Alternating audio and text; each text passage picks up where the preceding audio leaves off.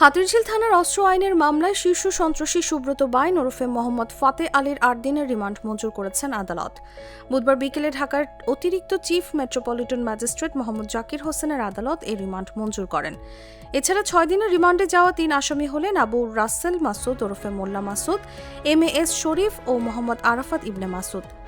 এদিন বিকেল ৩:৪৭ তাদের আদালতের এজলাসে হাজির করা হয়। এরপর কাঠগড়ায় দাঁড় করিয়ে রাখা হয়। তখন কাঠগড়ার রডের সঙ্গে তার হাত হ্যান্ডকাফ দিয়ে বাঁধা ছিল। এ সময় তিনি বলেন, আমি বাঁচার জন্য অস্ত্র রাখি, আমি যদি বলি অস্ত্র রাখি না তাহলে এটা মিথ্যা হবে। লিয়াকত, মুরগি মিলন এরা আমার শত্রু ছিল, এদের সঙ্গে যুদ্ধ করে আমি এই জায়গায় এসেছি। তিনি বলেন, ২০২২ সালের রমজান মাসের ২৬ তারিখ ভারত থেকে আমাকে বাংলাদেশে ঢোকানো হয়। এরপর আমাকে ২.৫ বছর আয়নাঘরে রাখা হয়েছে। আয়নাঘরে হাত পা বেঁধে রাখা হয়েছে। পরে ৫ আগস্ট রাত ৩টার সময় আমাকে চোখ বেঁধে হাতে হ্যান্ডকাফ লাগিয়ে ছেড়ে দেয়।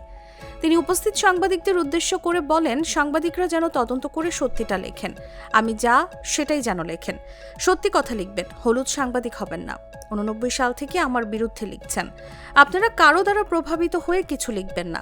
সাংবাদিকদের বোঝা উচিত তারা কি লিখছেন, তার প্রভাবে কি হতে পারে। আমার পরিবার আছে, ৬১ বছর বয়স হয়ে গেছে। এই আধুনিক যুগে যদি চাঁদাবাজ না ধরতে পারেন তাহলে কি লাভ সাংবাদিকতা করে? তদন্ত করেন, কে আমার নাম ভাঙিয়ে চাঁদাবাজি করলো। আপনারা নতুন প্রজন্মের সাংবাদিক, দোয়া করি আপনাদের জন্য। পরে এজলাসে বিচারক এলে কথা বলা বন্ধ করেন সুব্রত বাইন। এরপর শুনানি শেষে হাতিরঝিল থানার অস্ত্র মামলায় তার ৮ দিনের রিমান্ড মঞ্জুর করেন বিচারক।